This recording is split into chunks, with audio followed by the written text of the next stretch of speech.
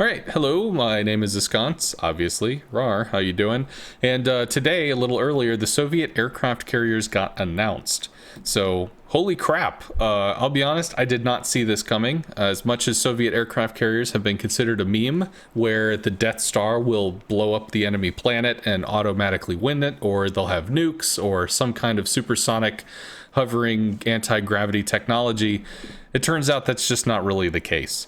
The four that have been announced, this is the tech line. I can pronounce Pobeda, and I believe Admiral Nakhimov, also Serov. I don't think I'm going to try this one.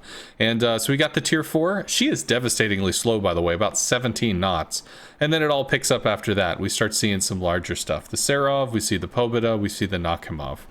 So big thing here. I'm going to go over some of the key features. Obviously, these are right here. I'm going to talk about them in kind of a clipped fashion, and I have a guest who I have not introduced just yet.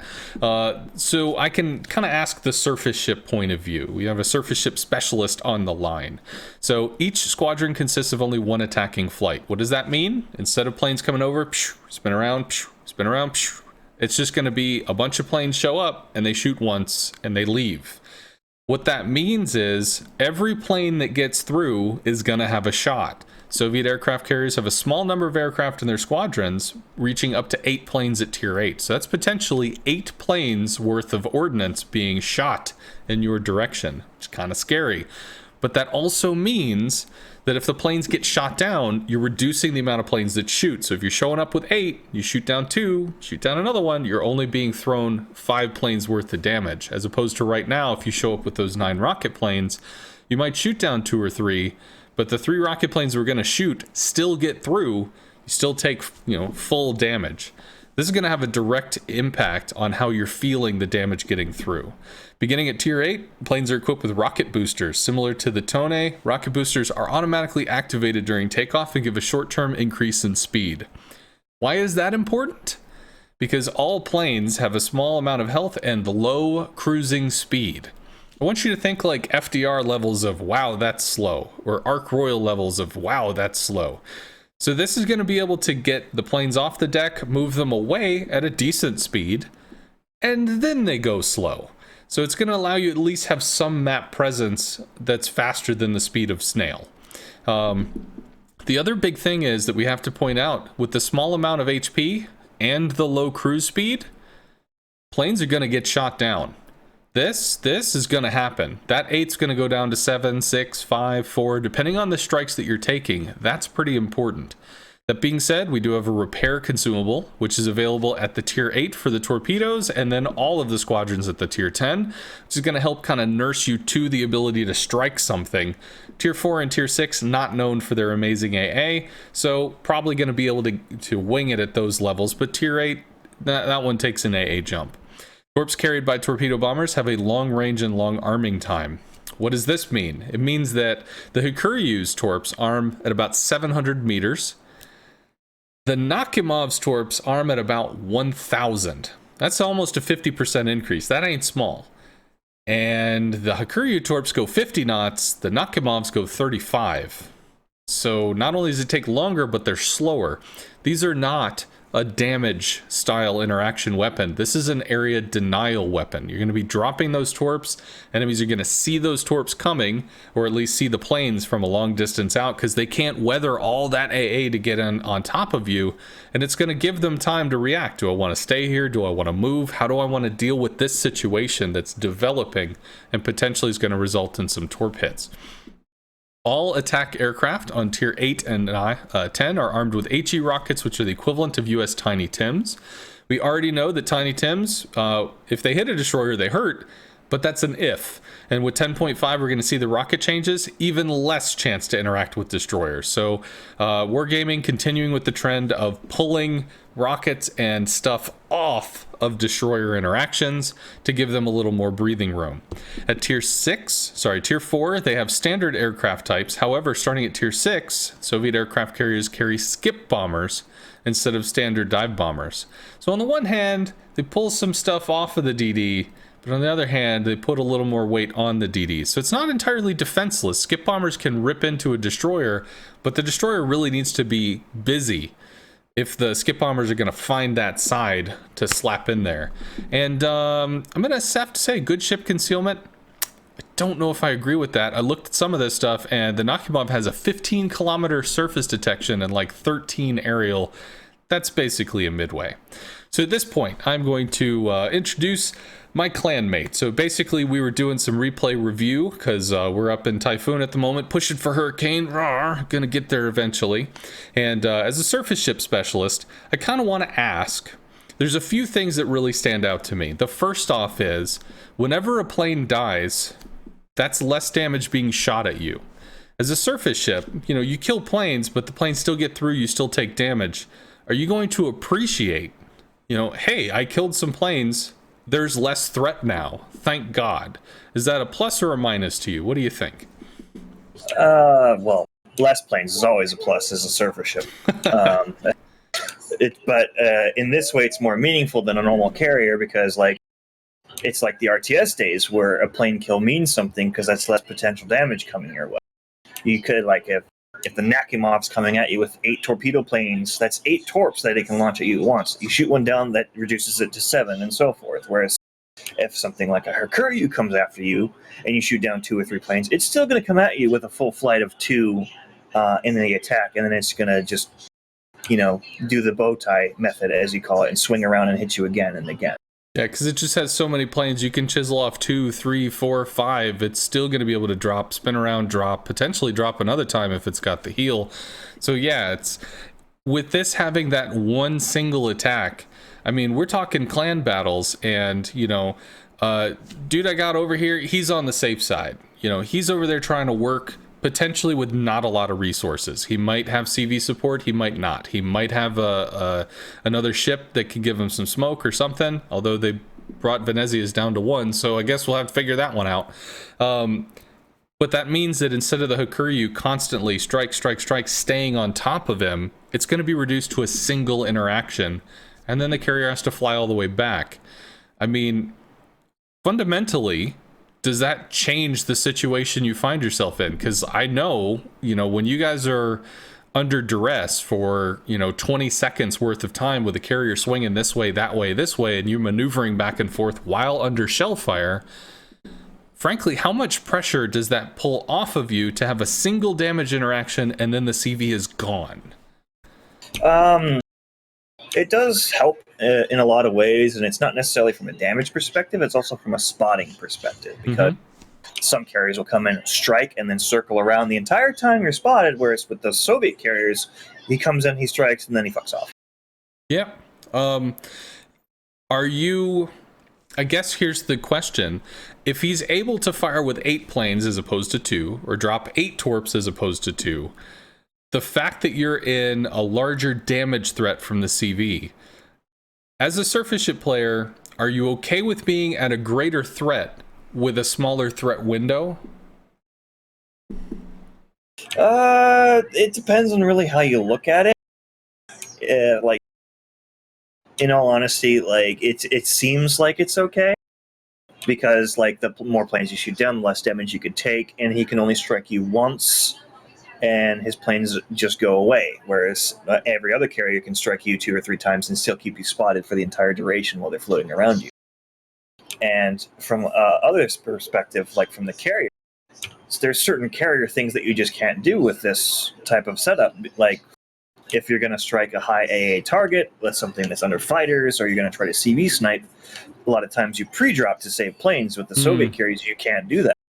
That is true. So for those that aren't quite aware what he's talking about that thing that we were saying earlier with the 9 rocket planes. Well, if there's some fighters somewhere, and maybe you're not going to be able to strike what's under the fighters. You're just not. But you know the fighters are going to be there for a while because maybe they were just dropped. Well, you can take those 9 planes, drop 3, just shoot into the water, send them home. Drop 3, shoot into the water, send them home. And then with that last 3, go in there and either just sacrifice the 3 planes or maybe shoot into the water after they've aggroed you and they leave. It's like you got some options there.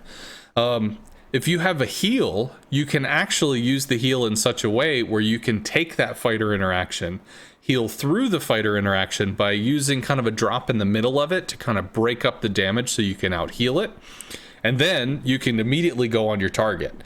But with that one shot, that means you're either eating the fighter damage or you're leaving. And if you go home, you have to fly all the way back to do something. So that fundamentally does change the fighter interaction there, because you don't have the tools, or at least you don't have the same amount of tools to try to outplay a fighter and still be able to interact with the target. Yeah, that's definitely a point to look at. So concept of the branch: one squadron, one attack. To play effectively, squadrons will need to make a lot of brief flights at short to medium range because of that low cruise speed. So if they can use the rocket booster to shoot off the deck, go, I don't know, maybe 3-4 kilometers, 5 kilometers, so get at least maybe halfway to the point where they're trying to interact with something, and then fly slow the rest of the way, I mean, sure. Now, again, this helped by good concealment of the ships and presence of the rocket boosters. Well, it remains to be seen how long the rocket boosters last. Is it 2 seconds? Is it 3 seconds? Is it 6 to 10? I mean, fundamentally, I think this is going to be a huge part of how viable the strike capability of the class is going to end up being. And frankly, it's just not something we've seen yet. The only time I've actually seen this rocket booster mechanic is on the Issei and on the recently released Tone, which is going to come out on Wednesday in just a few hours. Can recommend, by the way. I enjoyed playing it. So, and also this good concealment is concerning to me. Now, okay, so I realize you're a surface ship player, so I have seen carriers that move up and take positions on islands or take aggressive positions or whatever, but if you've got a carrier that's got, 12, 13, 15 clicks worth of detection, maybe 10 clicks worth of aerial detection, if a CV just spots the thing for you, can't you nuke him? Potentially. I ran the math, by the way. You said that the Nakimov's base detection was 15 kilometers or something close to it? Yes. So if you run full concealment, it gets down to 11.7. So that's with concealment mod, obviously some camo, and hidden menace. Is that correct? That would be fully spec for concealment, yes. If you take either the module off or hidden menace off, it jumps up to 13.1, I think. So 11's pretty workable. That's not bad. That's low enough that I think you could get behind an island, take a pretty advanced position, and kind of strike from there. And I mean, if you've got these larger groups of planes, you might actually have a pretty decent amount of damage if you're getting in a position to move up and use it. But I do want to remind, for those that don't know, hidden menace is kind of bugged. What that means is that hidden menace, the planes take twice as long to climb to cloud cover. So they take twice as much AA and potentially twice as much flak. That's rough. The good news is, because you're just going out there and shooting once and that's it, there is a small damage reduction on the attacking flight. So theoretically, when you're in the attack formation, you're taking about half as much damage. So we're gonna see what the health numbers are. They're pretty rugged. But when you're in the attack animation, theoretically, you're taking a little damage, a little less, and when you're flying up, you're taking a little less. So if Hidden Menace has a decent interaction with this sniper-esque playstyle, which allows you to more fire from that mid-range, maybe out into the long range, assuming your planes don't just eat flak and die, you could theoretically use Hidden Menace. And there's actually something else that's going to be worth looking at too. Now this is the Chaklov? I don't know how to say that. I'm not even going to try. The Kalov? Chaklov? Sorry. That's the premium. This one does not have rocket planes. Instead, it's got torpedoes and skip bombers and normal bombers. So it's got the strike plane lineup with just no rockets at all. But I want to look at tier 10 stats. Tier 10 stats are something, I can make sense of. So we're looking at this, and planes, the attack aircraft, 1,090 health. Now remember, if you're on an attack run, theoretically you're taking about half as much damage. So as long as you haven't taken any damage prior, that's roughly 2,000 health. But you have to also recall that, like, the other planes and other squadrons, they start almost at 1,800 and they go up to like 2,800, not counting the FDR, which is just like in a different time zone. 1,400 on the torps, 1,300 on the skip bombs.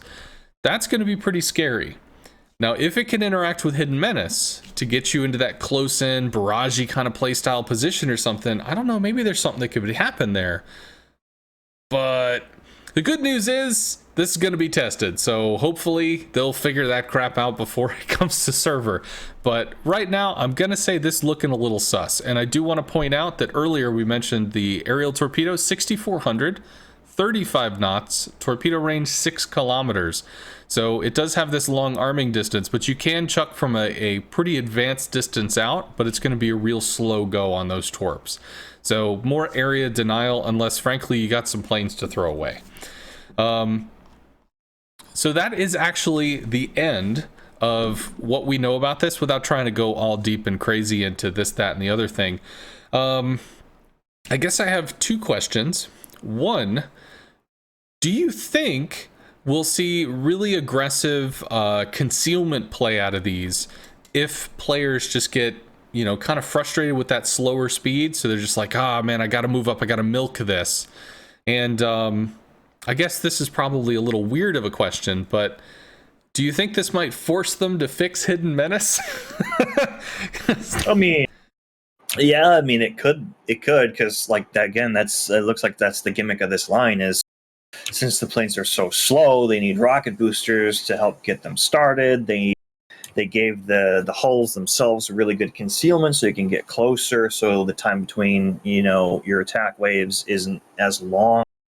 So it also depends on how good the ship's armor scheme is and how well the flight decks are armored, I would suppose. But yeah, but that's not out yet, so that's all all guesswork it's all right now. Speculation, but it seems like that's what they want to go with here. It's just the one squadron, one attack, and they want the CV hulls themselves to have low concealment to get you closer to reduce the flight times. And being that it's an all or nothing kind of setup, if you want to put it that way, I would imagine the regen time on the planes is probably pretty low. Like it regens somewhat fast. Well, yes, but not yes. So on the tier 8, we've got, with the attack aircraft, we've got a 70-second regen. So that ain't bad. It's not great, but it ain't bad. Torpedo bombers, 81 seconds, and skip bombers, 80 seconds. So looking about a minute 20, basically. If you start taking airplane regen, if you start taking flight deck mod, you know, that's going to start going down to the 60s. Maybe this is in the 70s. So it can get better, but it's still not going to be, it's not going to be just like throwing away your planes kind of stuff. I think, especially in the higher tiers, since you've got a heal on the attack aircraft, the torps, the skips. I did find in the community contributor Discord, Wargaming did say that the heal is going to last, or sorry, it's going to have a 3-minute cooldown. So just like every heal in the game, except for the Japanese torpedo heal, which has a 2-minute cooldown, because it lives with its torpedoes. It just is what it is. So theoretically, you could cycle attack aircraft, torps, skip bombers, and just try to keep that 3-minute heal here, 3-minute heal here, 3-minute heal here. Try to keep using that heal as long as you're rotating through your squads. One last point that I did want to point out is that, so if we've got an attacking flight of 8, how many are on the deck? 16. Now, most carriers, Kaga not included, are going to have 1.5 squadrons worth of planes. So if you rocket off the deck, we're going to use easy numbers here. If you rocket off the deck with 10 planes, you got 5 sitting on the deck waiting to be used. So if you go out with rocket planes, you do a thing, and you're like, oh man, I need more rocket planes. You only have 5. Maybe you regen to 6th one while you're derping around. But you're not going to have a full group. Not the case with the Soviets. They've got 2 full squadrons worth of deck space. So if we have Hidden Menace or something like that, which is going to slow down that plane return speed, and rockets are the things you got to use right now, well, you might have used the heal. You're not going to be able to use that on a second sortie right off the deck, but it's there if you need to use it. And if we are looking at this in kind of like an advanced position sort of way, it's not going to be throw a full squadron, throw a half squadron, throw a full squadron, throw a half squadron. It's going to be literally full. Okay, pick something else, full, pick something else, full. So that really could have a barrage kind of mentality to it. But I do have to say, with this regen time, if you're putting yourself in a place where you're losing 3, 4, 5 planes per strike, you're losing out. If you're able to kind of milk this across this one, then use the next, then use the next, you know, if you're losing just maybe 2 planes, 3 planes, you're going to regen about as much as you're losing. When you start taking hard fights, especially if there's going to be some serious AA, or God forbid you eat some flak, this is going to be a little rough looking. Could be a little rough, but again, this is all completely preliminary information. It's on dev blog, well, whatever the hell I have highlighted right there, looks like number 166. And I had thought when I saw this all this up here, which was kind of goofball, I guess, this 10.6, I'm like, what? It's showing up in a month? No. It's going to be testable in about a month from now or something, whatever. And the Dutch cruiser line is the next one to come out. So I don't think that comes out 10.5. I think that's 10.6 and 7. So realistically, this is going to be 3 to 4 months out. So I assume it will go through potentially multiple iterations, or maybe they've really figured it out. I don't know. It does seem like they have a lot of gimmicks, but I personally am excited.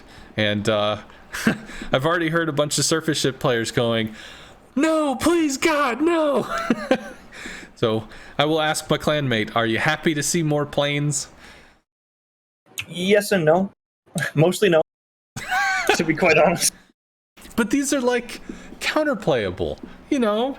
I mean, it is at least in a way that is helpful to where plane kills are more meaningful, to where it reduces incoming strike potential. Mm-hmm. So that part I'm happy about. If I am going to see planes, I would like the plane kill ribbons to actually be more meaningful than what they currently are now, I would say. I can understand that. And I have to say, with the addition of the Dutch cruisers, I mean, AA has been added in larger quantities as the patches go by. I think initially Wargaming, you know, they did their alteration on the AA mechanics back in patch 8.7, which was forever ago when they added priority sector. And they really, I'm not going to say they nerf hammered stuff, but they basically cut it in half from what it was prior to that. So people noticed, wow, my AA is less than it used to be. But at the same time, the ship itself was still good. Wooster, still good. Minotaur, still good. Like, the guns, the capabilities of the ship are still great. Introducing the Dutch cruisers that are kind of hobbled, where they've got amazing AA, but they've got this bomb aircraft mechanic thing, which might or might not hit. You might or might not get damage there. And from what I understand, when they announced it, the guns were not supposed to be very special. So, like, they're there, they're functional, but they're not something to write home about. So effectively, they're putting ships that are specifically designed to be able to be more supportive and pulled back on the offensive stuff. So we've seen the Holland, we've seen the European destroyer line, we're about to see a Dutch cruiser line. God forbid there might be more, but also with fighters being buffed, there's a lot more to protect against CVs in the future. And I'm going to be honest, the thought that every plane loss that you experience is going to result in less damage and less threat.